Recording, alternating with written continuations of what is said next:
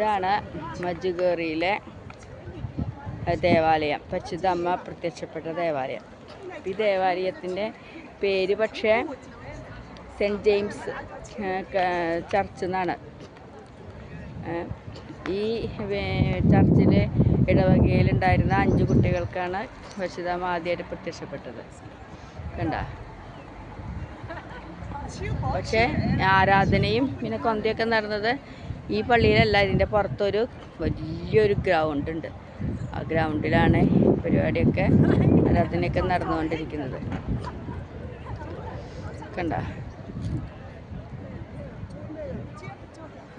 വലിയ ഗ്രൗണ്ടാണ്.